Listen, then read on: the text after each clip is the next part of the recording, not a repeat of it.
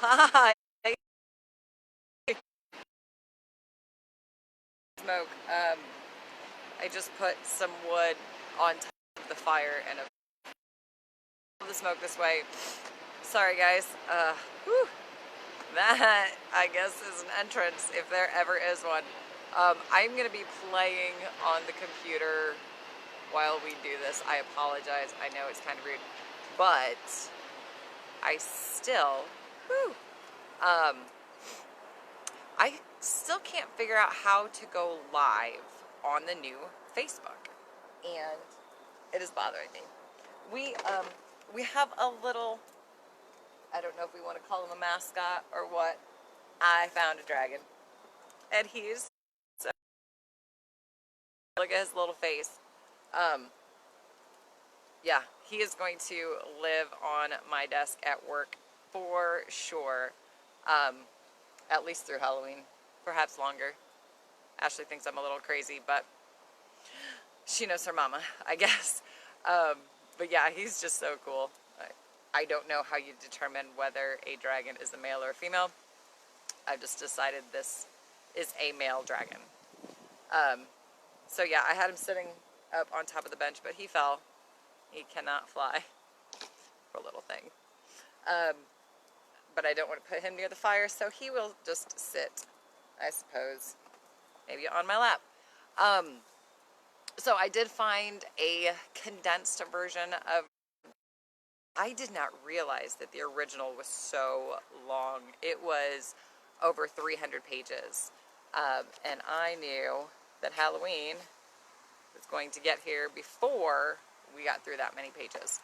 So I found a condensed version on Amazon just because I like the Kindle read.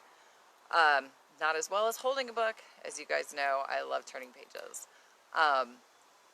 But this has Frankenstein and I believe the Invisible Man. So we will get through what we can get through. We may stretch some of these out to November because, you know, we like to be spooky all year round. So it doesn't really matter. So we're just going to have fun with this. And I'm going to be reading off the computer. This is on my phone. So, yeah, it looks like Cheryl is here. Hello, my darling. So happy to see you. I'm happy to be outside in a sweatshirt and a scarf again. I feel like I am very much back in happy places. We did have opening night last night. Think Dog Productions put on Beckett Squared, two Samuel Beckett short plays.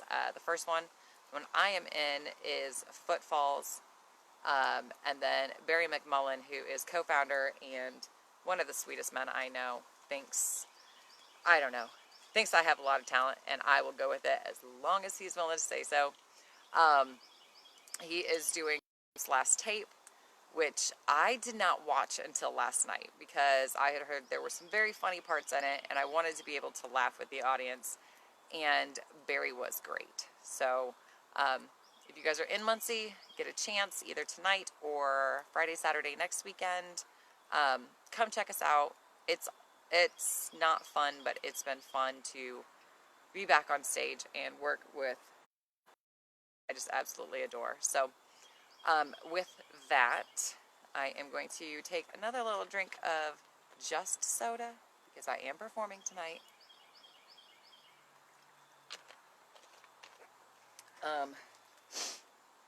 And I guess we are just going to use this smoke. Sorry, one more little adjustment.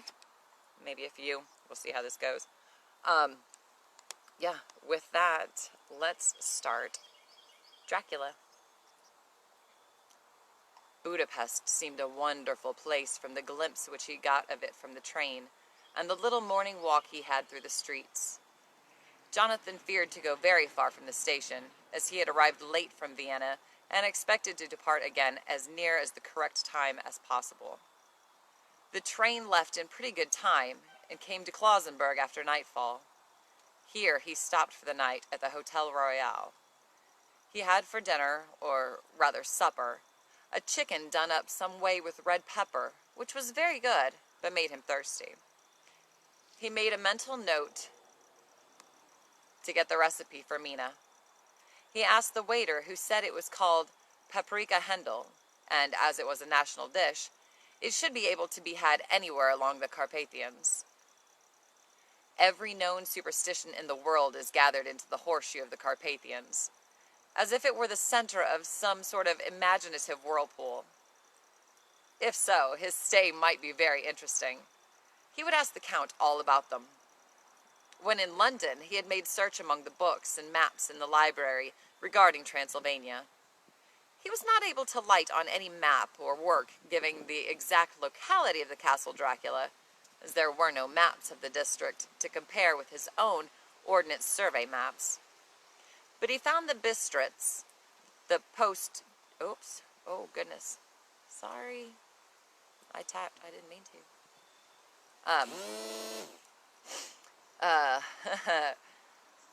It was on the dark side of twilight when he arrived there.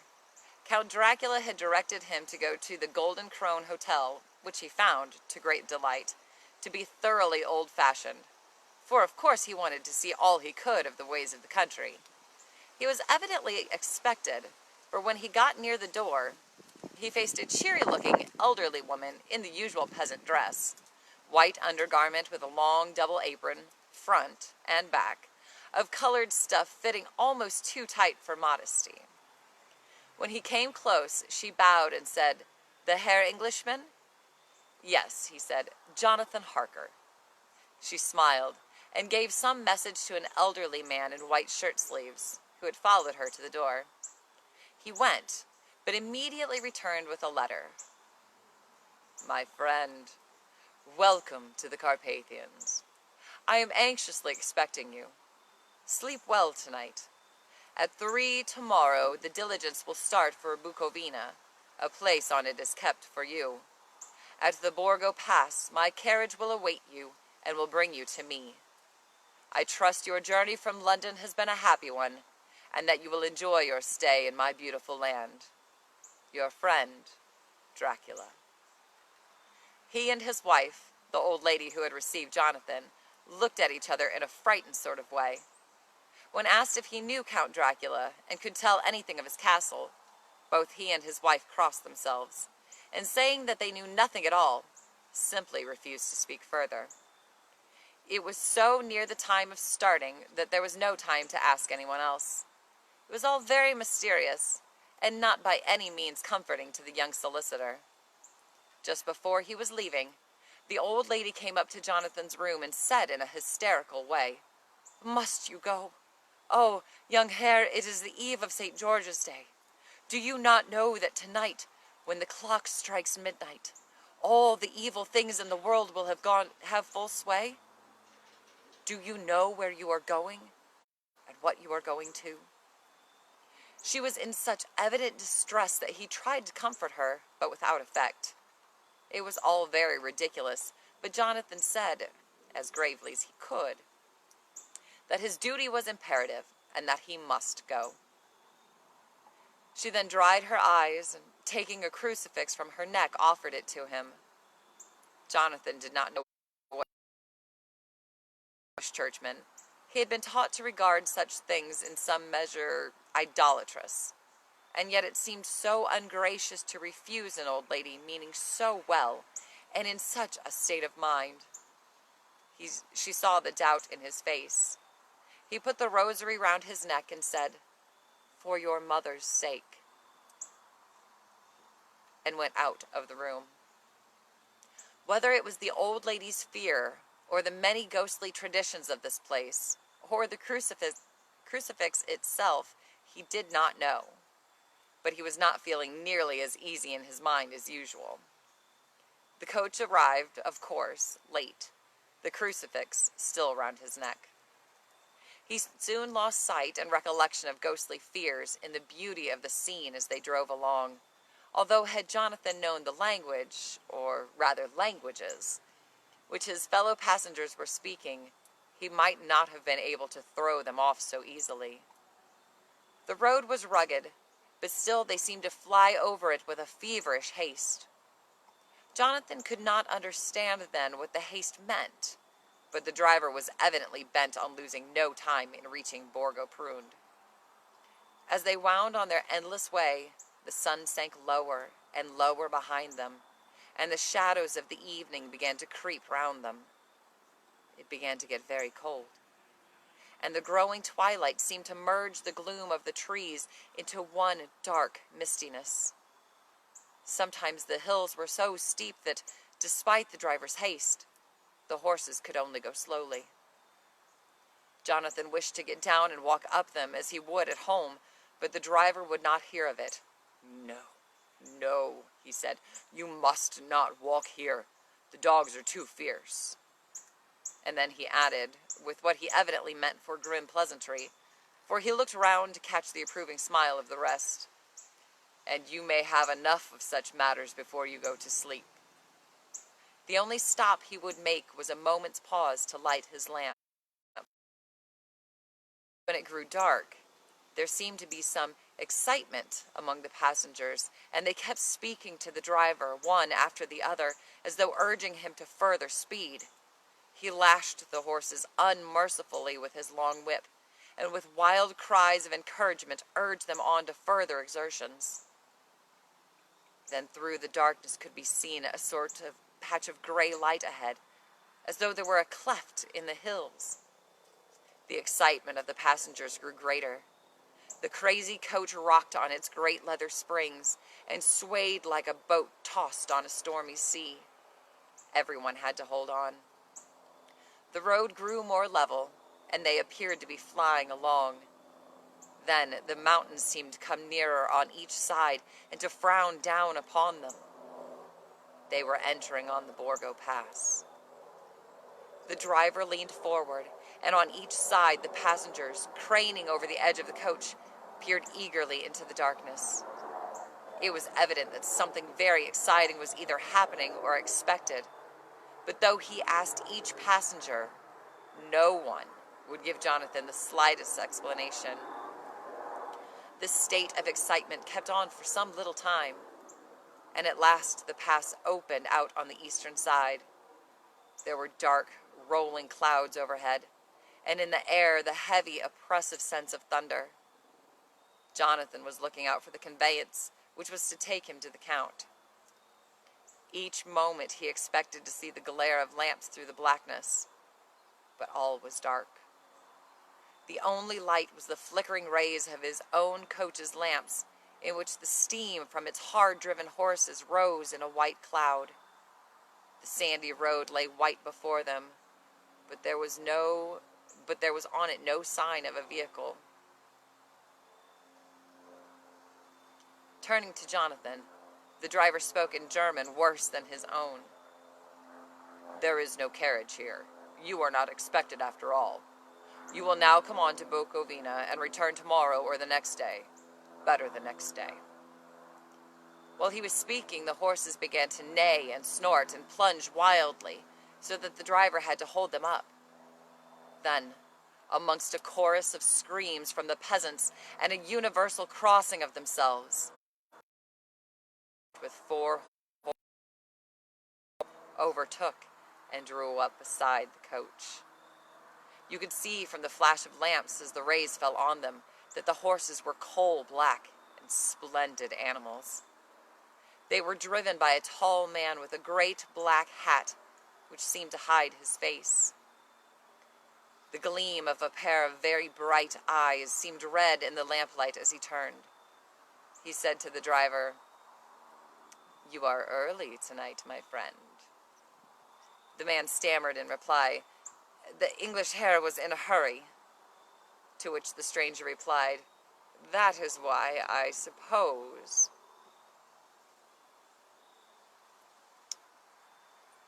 Sorry, I don't know where my pages went.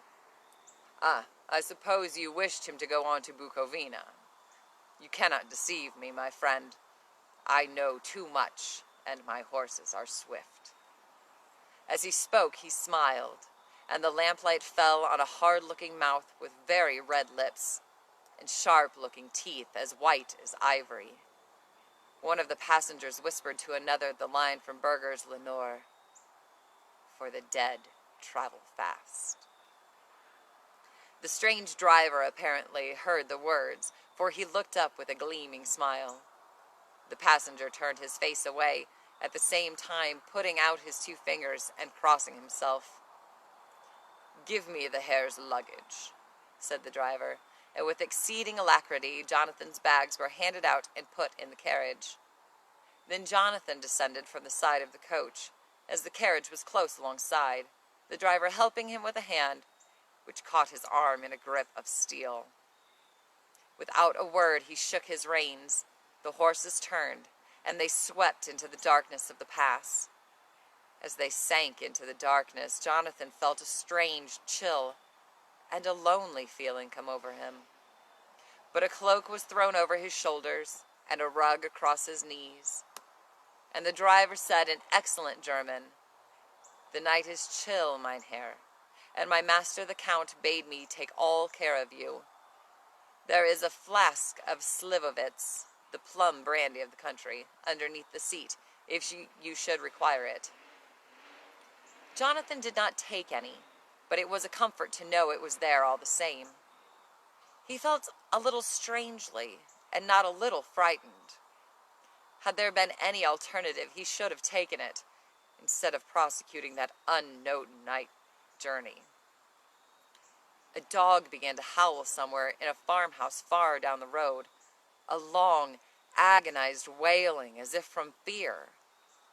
The sound was taken up by another dog, and then another, and another, till, borne on the wind which now sighed softly through the pass, a wild howling began which seemed to come from all over the country. Then, far off in the distance, from the mountains on each side, began a louder, that of wolves, which affected both the horses and Jonathan in the same way. For he was minded to jump from the carriage and run, while they reared again and plunged madly, so that the driver had to use all his great strength to keep them from bolting. It grew colder, and colder still, and fine, powdery snow began to fall, so that soon they and all around them were covered with a white blanket. The baying of the wolves sounded nearer and nearer, as though they were closing round on them from every side. Jonathan grew dreadfully afraid, and the horses shared his fear. The driver, however, was not in the least disturbed. They sped onward through the gloom, with the howling all around them, as though the wolves were following in a moving circle. Suddenly,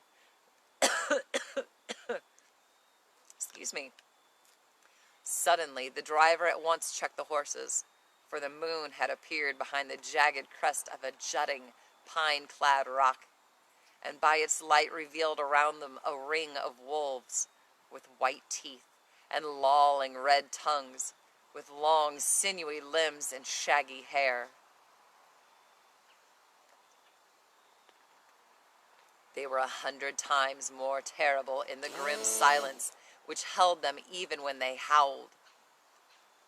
Jonathan felt a sort of paralysis of fear. The horses jumped about and reared and looked helplessly round with eyes that rolled in a way pitiful to see. But the living ring of terror encompassed them on every side, and they were forced to remain within it.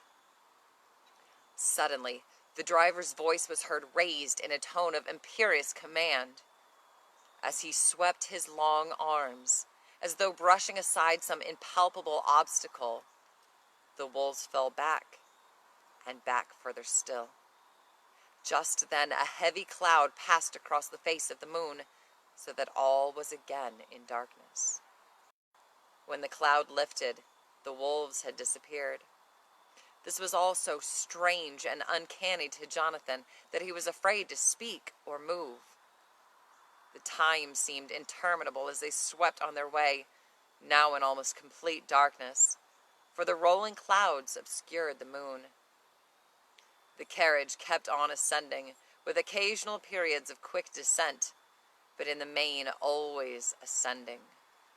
At last the driver was in the act of pulling up the horses in the courtyard of a vast ruined castle, from whose tall black windows came no ray of light, and whose broken battlements showed a jagged line against the sky.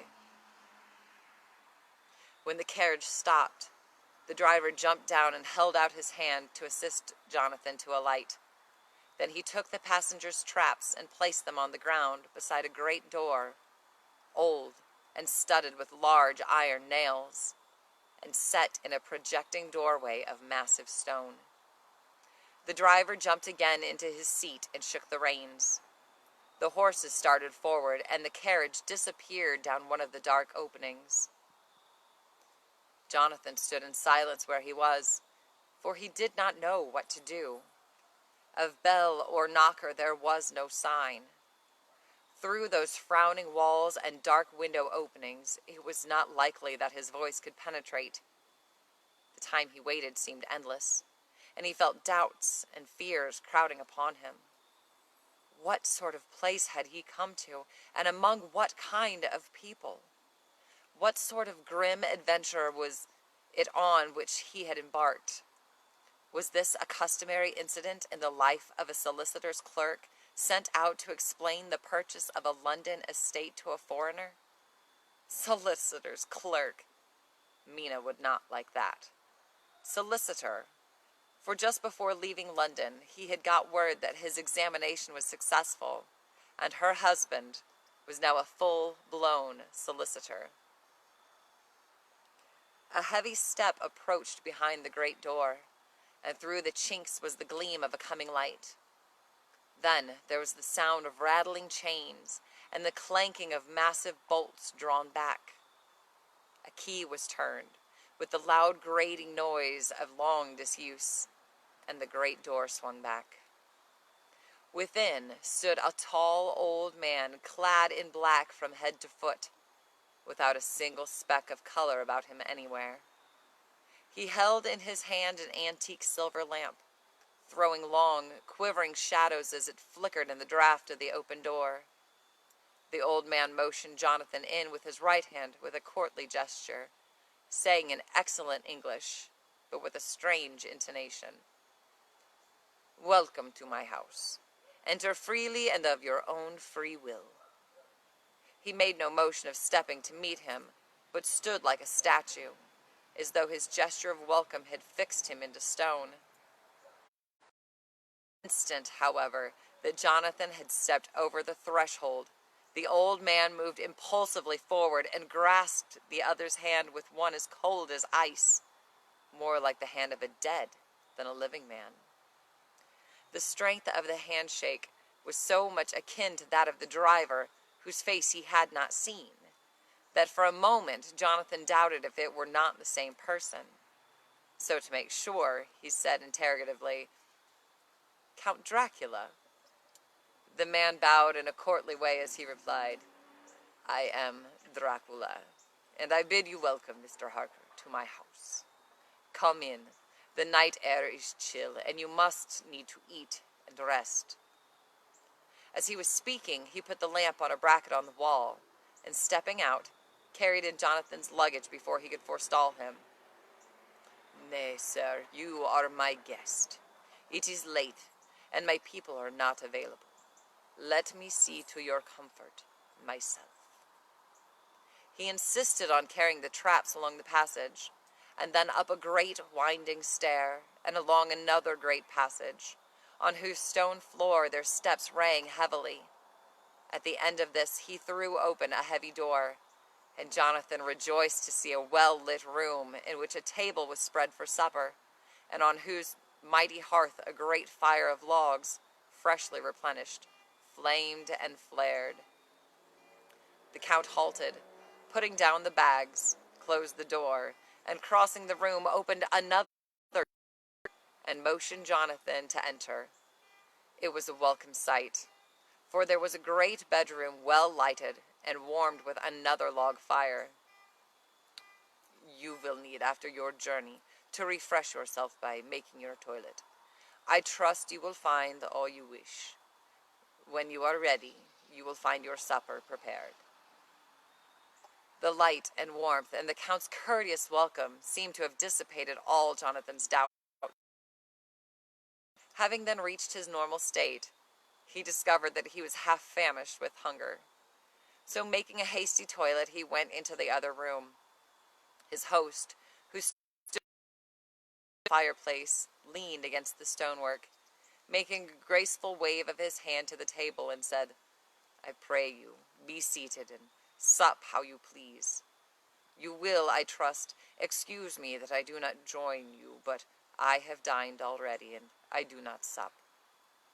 As Jonathan ate, the stillness was broken suddenly by the howling of many wolves, as if from down below in the valley.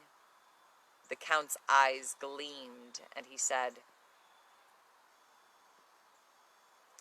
"Listen to them, the children of the night. What music they make! But you must be tired. Your bedroom is all ready, and tomorrow you shall sleep as late as you will." Jonathan only slept a few hours, and feeling that he could not sleep any more, got up.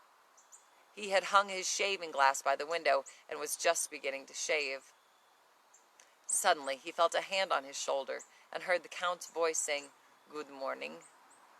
Jonathan started, for it amazed him that he had not seen him, since the reflection of the glass covered the whole room behind him. In starting, he had cut himself slightly. The cut had bled a little, and the blood was trickling over his chin. He laid down the razor, turning as he did so half round to look for some sticking plaster. When the Count saw his face, his eyes blazed with a sort of demoniac fury, and he suddenly made a grab at Jonathan's throat. Jonathan drew away, and the Count's hand touched the string of beads which held the crucifix. It made an instant change in him. "Take care," he said. "Take care how you cut yourself. It is more dangerous than you." The fury passed so quickly that Jonathan could hardly believe that it was ever there. When he went into the dining room, breakfast was prepared, and a card on the table on which was written, "I have to be absent for a while. Do not wait for me. D." Jonathan noted that as yet he had not seen the Count eat or drink. After breakfast, he did a little exploring in the castle. He went out on the stairs and found a room looking toward the south, where the view was magnificent. The castle was on the very edge of a terrific precipice. A stone falling from the window would fall 1,000 feet before touching anything. But when he explored further, he found nothing but doors everywhere, and all locked and bolted. In no place save from the windows in the castle walls was there an available exit. The castle was like a veritable prison, and Jonathan was the prisoner. It was late in the afternoon when Jonathan noticed that the lamps were lit in the study or library, and there he found the Count, lying on the sofa, reading of all things in the world, and English Bradshaw's Guide. "Come," said the Count, upon seeing Jonathan, "tell me of London, and of the house which you have procured for me." With an apology for his remissness, Jonathan went into his own room to get the papers from his bag.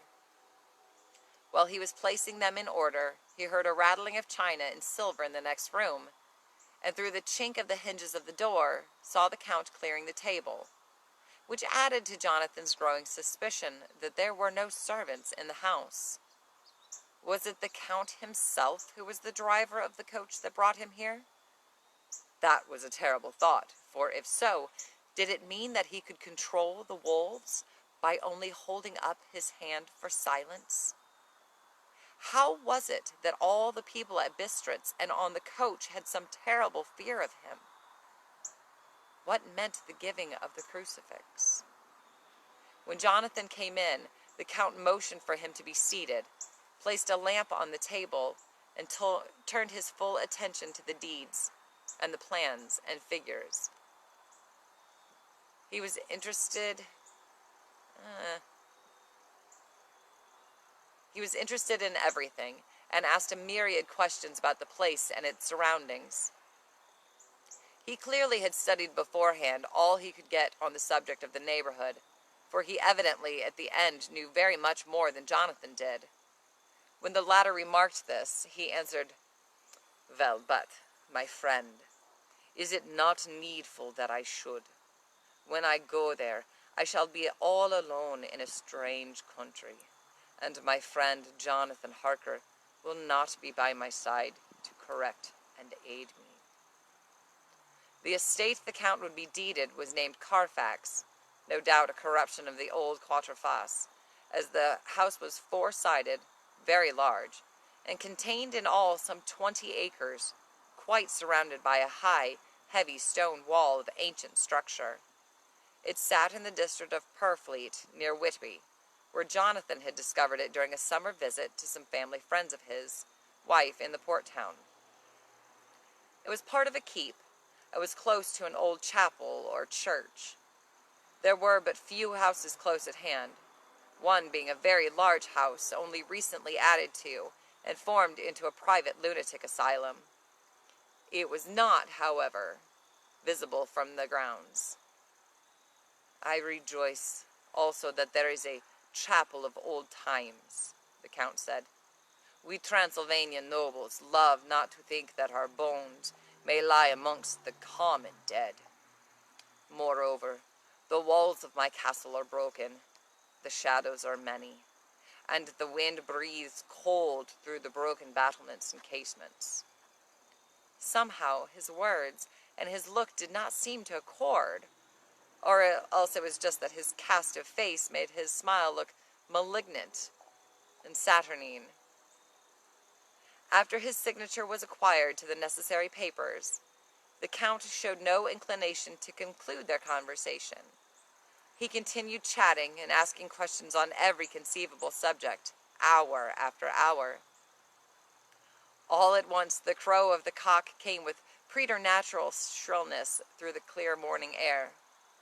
Count Dracula, jumping to his feet, said, "Why, there is the morning again.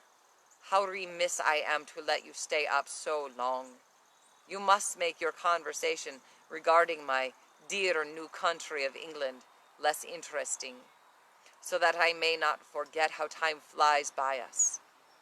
Then, in a sudden change of tone, he said, "Have you written to your associate?" It was with some bitterness in Jonathan's heart that he answered that he had not, that as yet he had not seen any opportunity of sending letters to anybody. "Then write now, my young friend," said the Count, laying a heavy hand on the seated man's shoulder.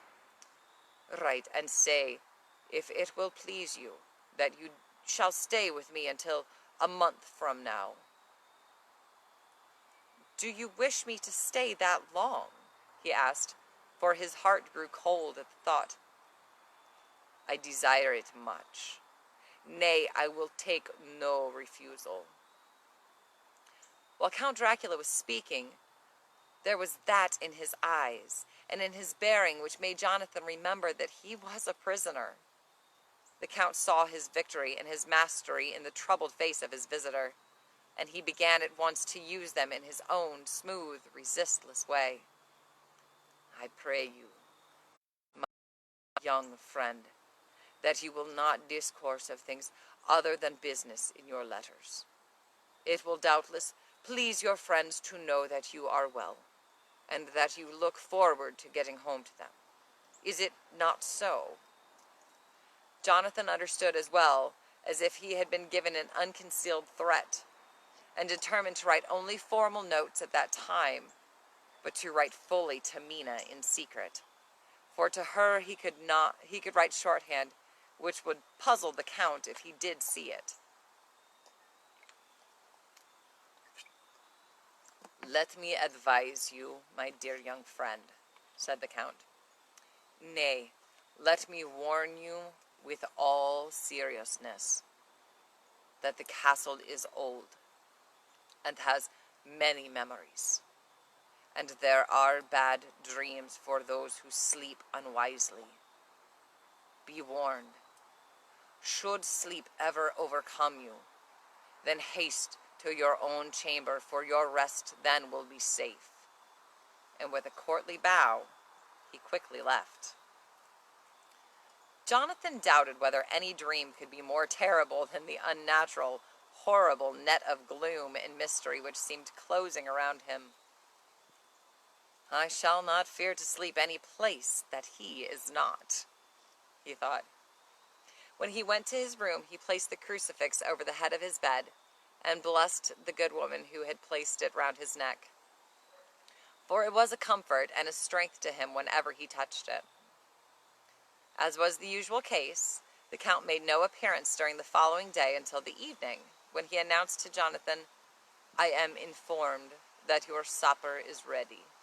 I trust you will forgive me, but I have much work to do in private this evening." Some time after he had finished his meal, Jonathan came out and went up the stone stair to where he could look out towards the south. There was some sense of freedom in the vast expanse, inaccessible though it was to him, as compared with the narrow darkness of the courtyard. Looking out on this, he felt that he was indeed in prison, and he seemed to want a breath of fresh air, though it were of the night. He was beginning to feel the nocturnal existence tell on him. It was destroying his nerve. He would start at his own shadow, and was full of all sorts of horrible imaginings. Jonathan looked out over the beautiful expanse, bathed in soft yellow moonlight till it was almost as light as day. In the soft light, the distant hills became melted, and the shadows in the valleys and gorges of velvety blackness. The mere beauty seemed to cheer him.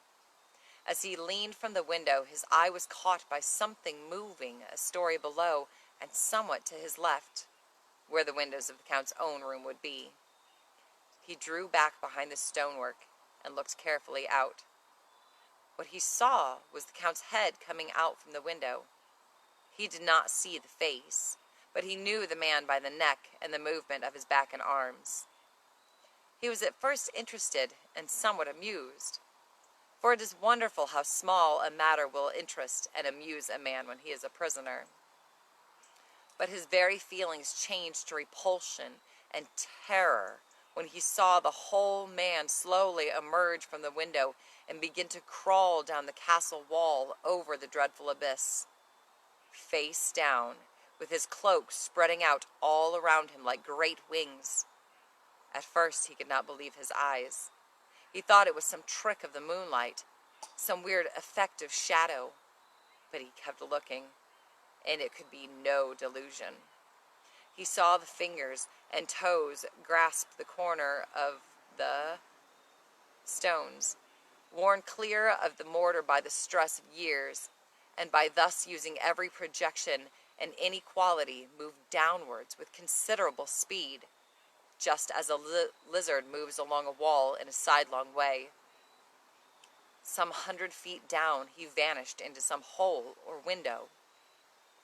What manner of man was this? Or what manner of creature was it in the semblance of man?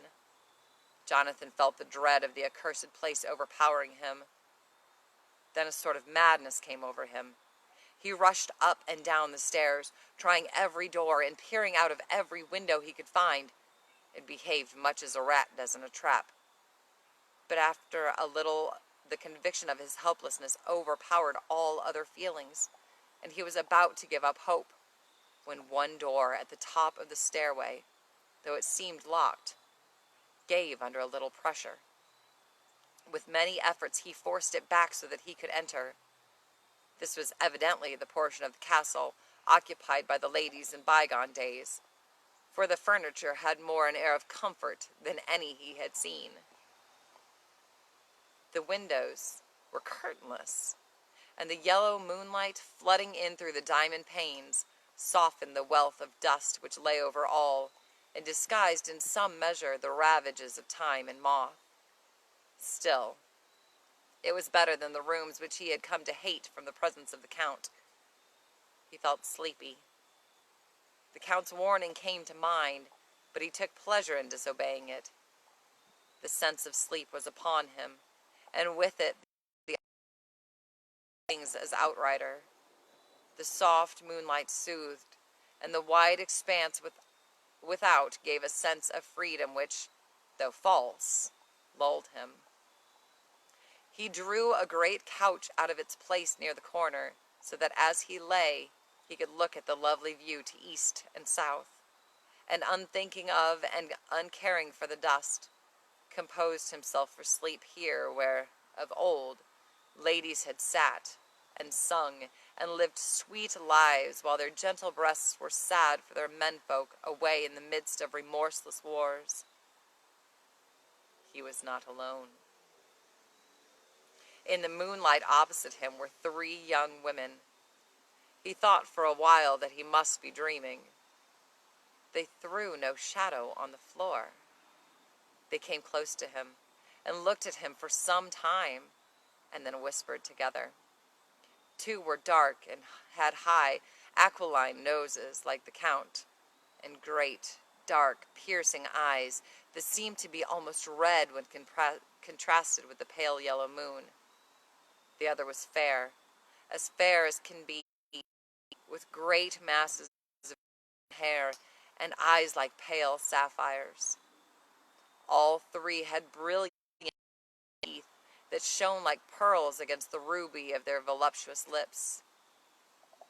There was something about them that made him uneasy, some longing, and at the same time some deadly fear.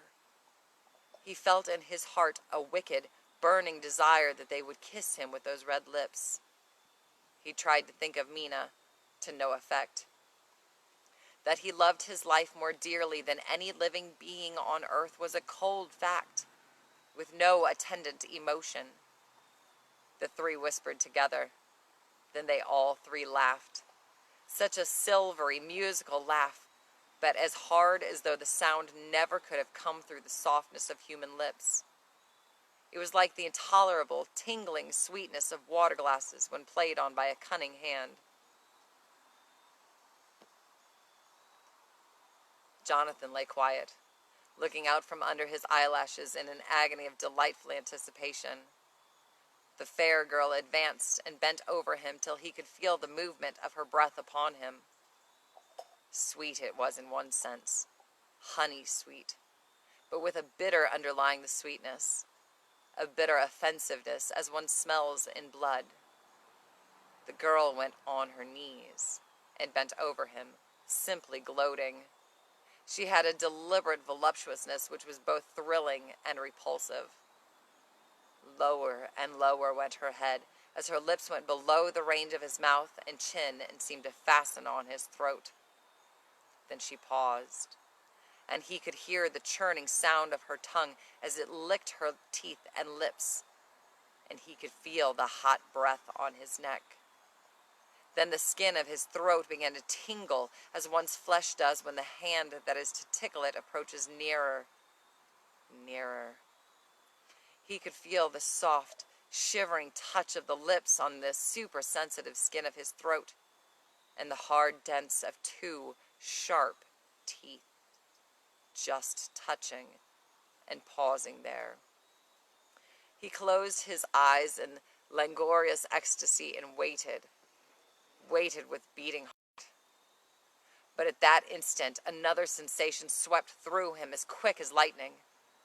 He was conscious of the presence of the Count, and of his being as if lapped in a storm of fury. As Jonathan's eyes opened involuntarily, he saw the Count's strong hand grasp the slender neck of the fair woman, and with a giant's power draw it back, her blue eyes transformed with fury, her white teeth champing with rage, and her fair cheeks blazing red with passion. But the Count, no one could imagine such wrath and fury, even to the demons of the pit. His eyes were positively blazing. The red light in them was lurid, as if the flames of hell blazed behind them. With a fierce sweep of his arm, he hurled the woman from him, and then motioned to the others as though he were beating them back. It was the same imperious gesture that he had used to the wolves. In a voice which, though low and almost in a whisper, seemed to cut through the air and then ring in the room, he said, "How dare you touch him, any of you? How dare you cast eyes on him when I had forbidden it? Back, I tell you all. This man belongs to me. Beware how you meddle with him, or you'll have to deal with me. The fair girl, with a laugh of ribald coquetry, turned to answer him. You yourself never loved. You never love. And on this the other women joined, and a mirthless, hard, soulless laughter rang through the room. It seemed like the pleasure of fiends. Then the Count turned, after looking at the young man's face attentively, and said in a soft whisper, Yes, I too can love. You yourself can tell it from the past. Is it not so? When I am done with him, you may have him. Now go! Go! Are we to have nothing tonight? Said one of them as she pointed to the bag which he had thrown upon the floor, and which moved as though there were some living thing within it. For answer, he nodded his head. One of the women jumped forward and opened it. There was a gasp and a low wail, as of a half-smothered child. The women closed round, while Jonathan was aghast. What they did next was blocked from his view, and so were all things from conscious sanity by the growing face of Dracula, as it sank ever closer to his. Silently, he said goodbye to Mina. From without came an agonized cry.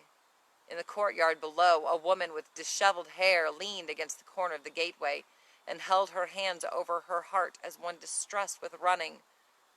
When she saw the Count's face appear at the window, she shouted in a voice laden with menace, Monster, give me my child! She threw herself forward on her knees, and raising up her hands, cried the same words in heart-wringing tones. Then she tore her hair, and abandoned herself to all the violences of extravagant emotion.